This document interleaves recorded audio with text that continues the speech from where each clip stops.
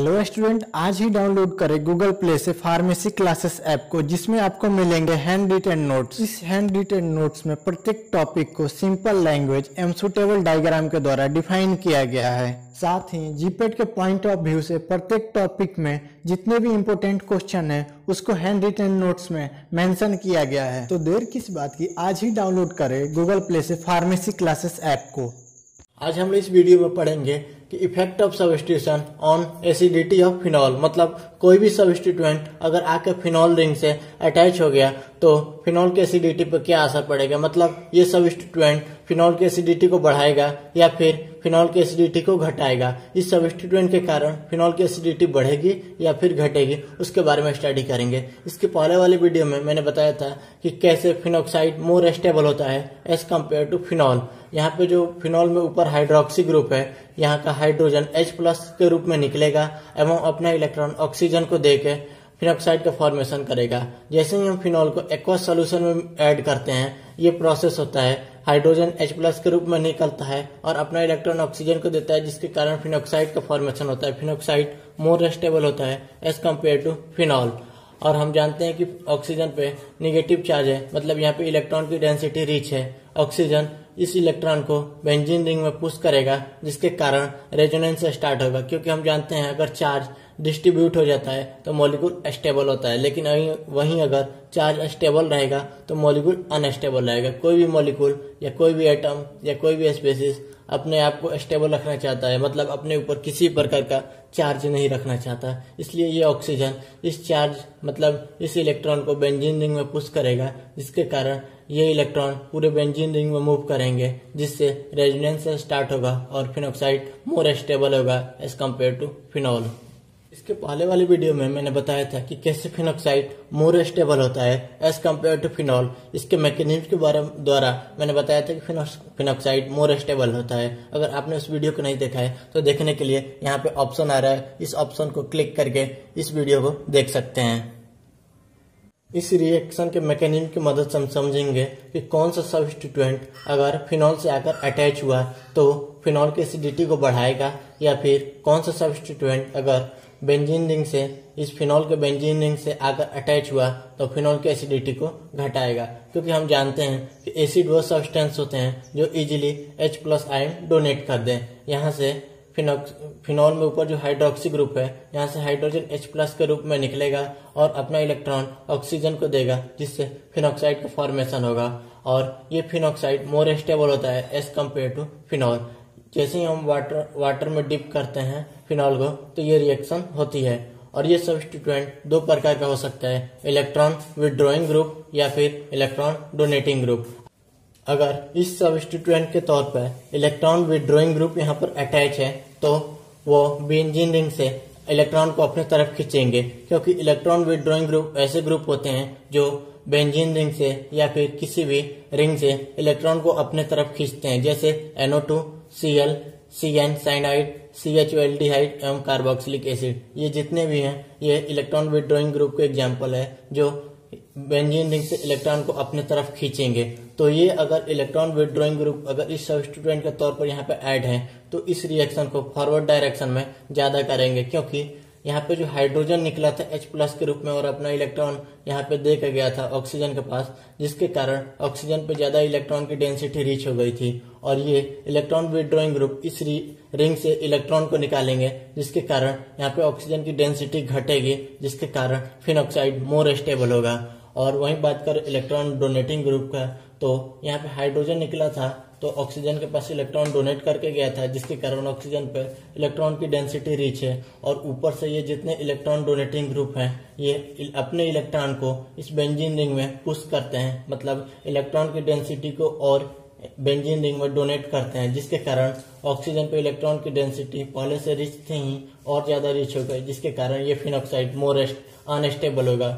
Electron donating group का example है CH3, OCH3 एवं NH2। ये जितने भी ग्रुप हैं ये अपना इलेक्ट्रॉन बेंजीन रिंग में डोनेट करते हैं। तो हम कह सकते हैं कि जितने भी इलेक्ट्रॉन विथड्रॉइंग ग्रुप हैं ये बेंजीन रिंग से इलेक्ट्रॉन को अपने तरफ खींचते हैं, जिसके कारण ऑक्सीजन पे जो निगेटिव चार्ज है अर्थात इलेक्ट्रॉन की डेंसिटी है उसको घटाते हैं, जिसके कारण ये फिनॉक्साइड मोर स्टेबल होगा।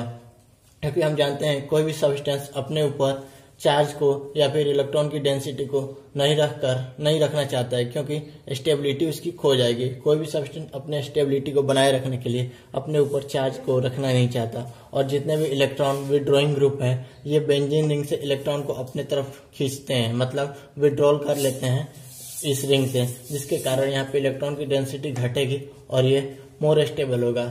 अगर इलेक्ट्रॉन विड्रॉइंग ग्रुप फिनॉल से अटैच है तो ये रिएक्शन फॉरवर्ड डायरेक्शन में ज्यादा होगा, क्योंकि इलेक्ट्रॉन यहाँ से खींचेंगे तो फिनॉक्साइड का मोर फॉर्मेशन होगा और हाइड्रोजन इजिली यहाँ से रिमूव हो जाएगा।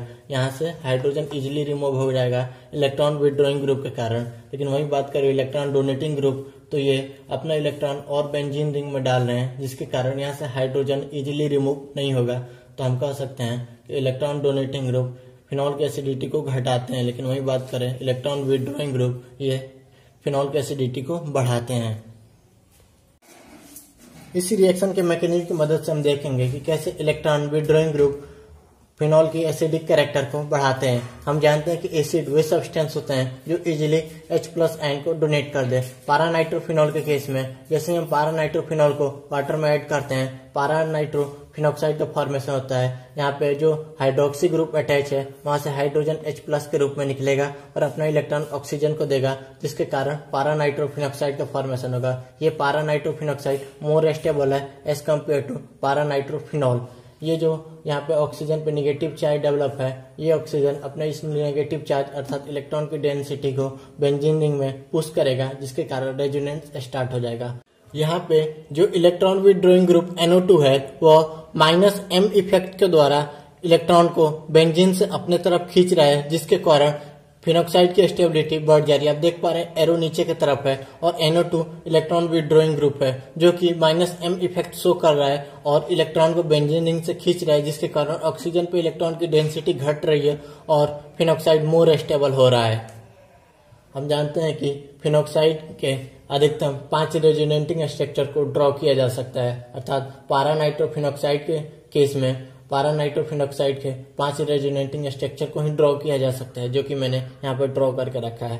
यहाँ पे ऑक्सीजन पे नेगेटिव चार्ज डेवलप है। कोई भी मॉलिक्यूल या कोई भी सब्सटेंस या कोई भी स्पीसीज अपने ऊपर चार्ज नहीं रखना चाहता, क्योंकि वो अनस्टेबल होगा।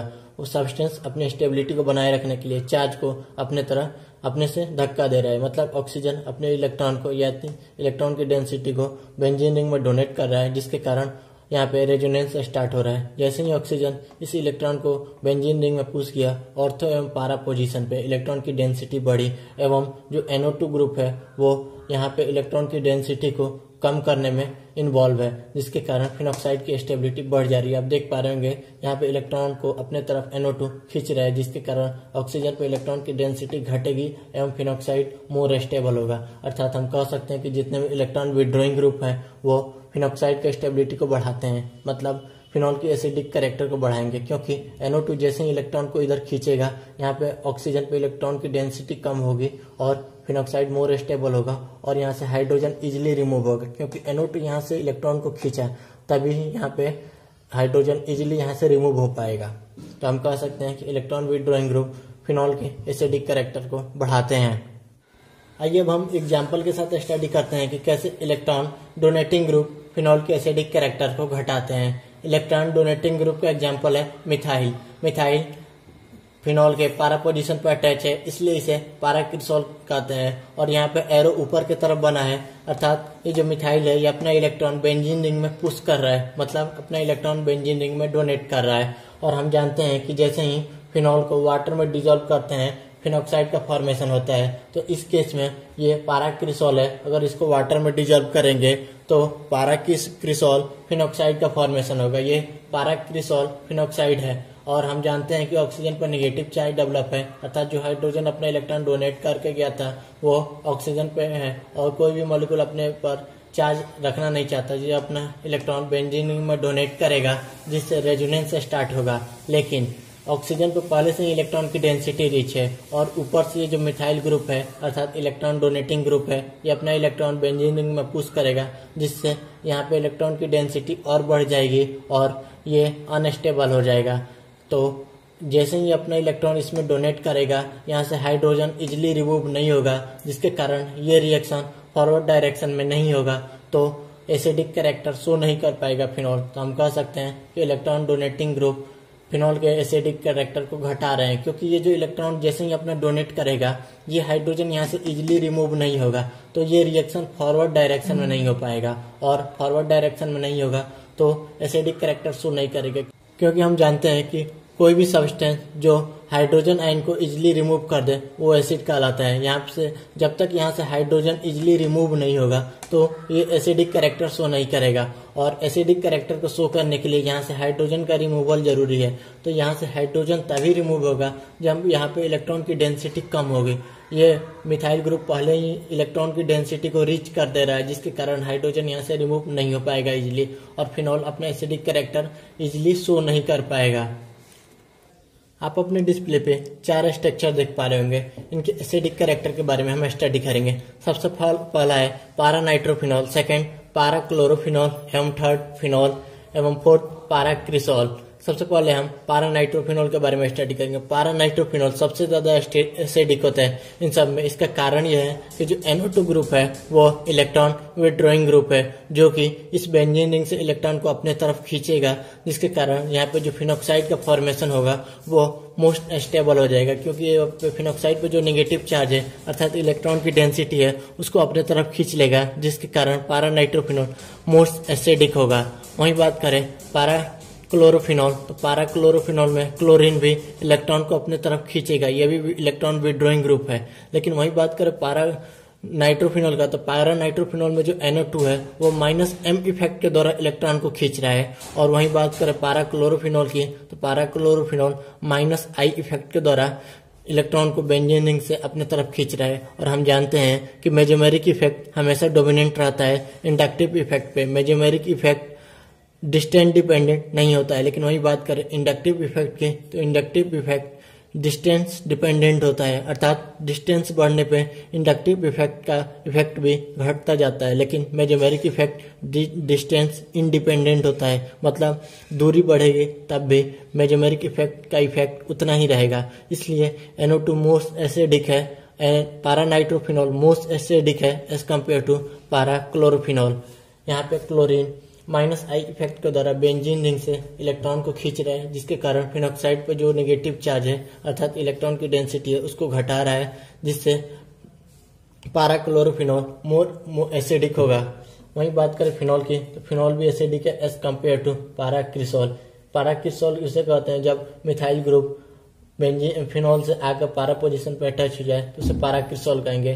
पारा क्रिसॉल में ये लेस एसिडिक इसलिए है क्योंकि यहाँ पे इलेक्ट्रॉन डोनेटिंग ग्रुप जुड़ा है, जो फिनॉल के एसिडिक कैरेक्टर को घटाएगा, क्योंकि ये इलेक्ट्रॉन को अपने इलेक्ट्रॉन को बेंजीन रिंग में डोनेट करेगा, जहाँ से यहाँ पे जो फिनॉक्साइड का फॉर्मेशन हुआ है वहाँ पे जो नेगेटिव चार्ज पहले से ही है अर्थात इलेक्ट्रॉन की डेंसिटी पहले से ही है, और ये अधिक और इलेक्ट्रॉन की डेंसिटी को रीच कर देगा, जिसके कारण फिनॉल की एसिडिक कैरेक्टर को घटा सकता है। इसलिए पारा नाइट्रोफिनॉल इसमें सबसे ज्यादा एसिडिक है, उसके बाद पारा क्लोरोफिनॉल, फिनॉल एवं सबसे लास्ट में पारा क्रिसॉल। आप यहाँ पे ध्यान रखिएगा सबसे पहले, क्योंकि पारा नाइट्रोफिनॉल सबसे ज्यादा एसिडिक है क्योंकि ये -m इफेक्ट के द्वारा बेंजीन रिंग से इलेक्ट्रॉन को विड्रॉल कर रहा है। लेकिन वही बात करें पारा क्लोरोफिनॉल की, तो ये -I इफेक्ट के द्वारा बेंजीन रिंग से अपने इलेक्ट्रॉन को खींच रहा है, और हम जानते हैं कि मेजोमेरिक इफेक्ट हमेशा डोमिनेंट रहता है इंडक्टिव इफेक्ट पे, इसलिए पारा नाइट्रोफिनॉल मोस्ट एसिडिक होगा।